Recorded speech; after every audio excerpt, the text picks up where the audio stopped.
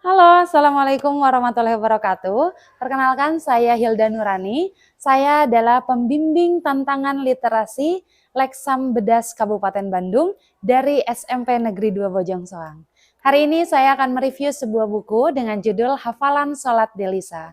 Buku ini diterbitkan oleh Republika dengan tebal halaman 248 halaman. Buku ini dikarang oleh Terelie dan ditulis oleh Armayanto.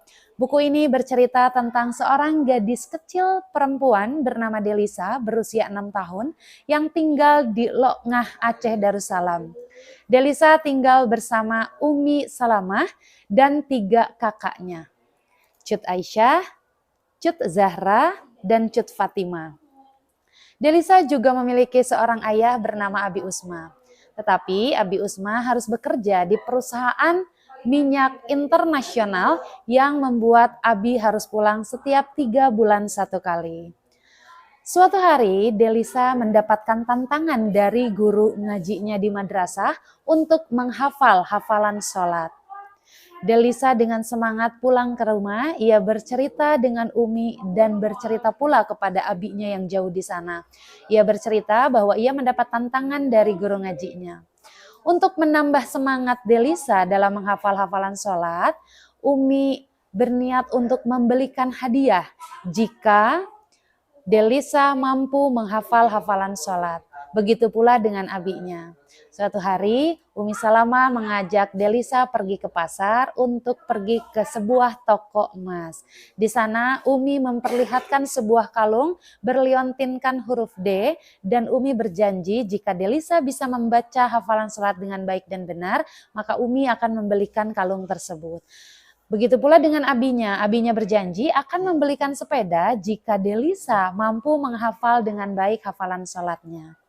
Hari demi hari dilewati oleh Delisa dengan penuh semangat, menghafal dengan giat dan tekun. Sampai akhirnya tiba di mana hari ia harus mempraktekkan bacaan sholatnya.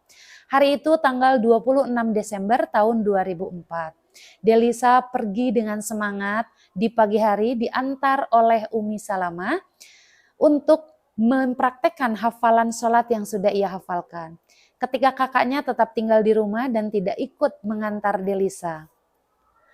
Pagi itu ketika tiba giliran Delisa membacakan hafalan sholat, Delisa dengan husunya membaca bacaan sholat dari mulai niat hingga akhir. Di tengah Delisa mempraktekkan sholat dan mempraktekkan hafalan yang sudah ia hafalkan, tiba-tiba bencana datang di kota Aceh Darussalam. Pagi itu gempa dengan kekuatan besar datang menghampiri Aceh yang mengakibatkan tsunami yang begitu besar.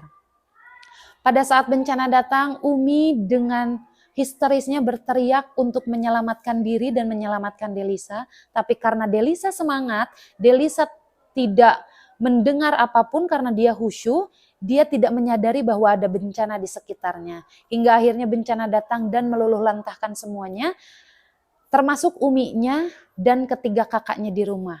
Termasuk Delisa juga.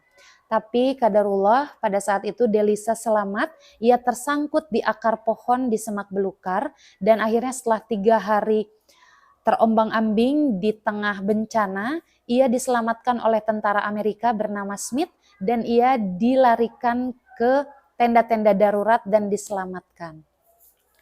Abi Usman yang kerja di luar Aceh mendengar berita bahwa Aceh dilanda tsunami. Abi Usman pulang dengan keadaan khawatir dan sedih mengingat bagaimana keadaan keluarganya di sana. Ketika ia sampai Aceh, ia melihat rumahnya hancur, luluh lantah, rata dengan tanah. Ia mencari istrinya, ia mencari keempat anaknya tidak ditemukan.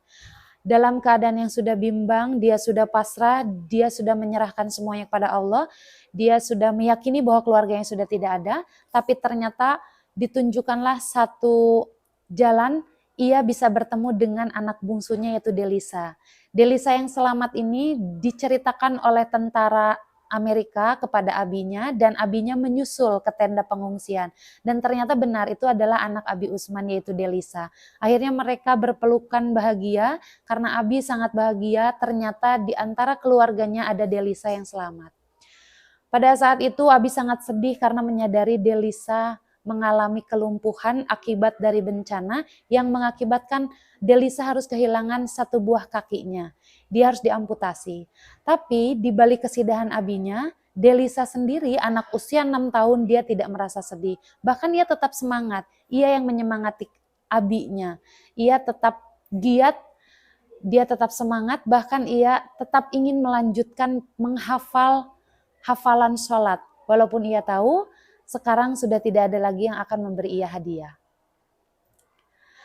Akhir cerita ini, Abi dan Delisa akhirnya hidup berdua, menjalani sisa hidupnya di Aceh dan membangun kembali harapan-harapan mereka berdua. Hikmah yang dapat kita ambil dari cerita ini adalah bersungguh-sungguhlah dalam mengerjakan sesuatu. Jangan berharap imbalan apapun untuk melakukan sesuatu. Dan hikmah terbesar dalam cerita ini adalah kita harus sabar dan harus menerima apapun ujian yang diberikan oleh Allah. Delisa, anak belia 6 tahun saja, bisa dengan legowo menerima kenyataan hidupnya, harus kehilangan 3 kakaknya dan kehilangan uminya. Ia juga harus kehilangan sebelah kakinya yang diamputasi akibat dari bencana. Mudah-mudahan ini bisa menginspirasi semua dan bisa memberikan nilai positif kepada kita semua. Baik, sekian review buku hari ini. Mohon maaf jika ada kesalahan dan kekurangan. Wabillahi taufik wal hidayah. Wassalamualaikum warahmatullahi wabarakatuh.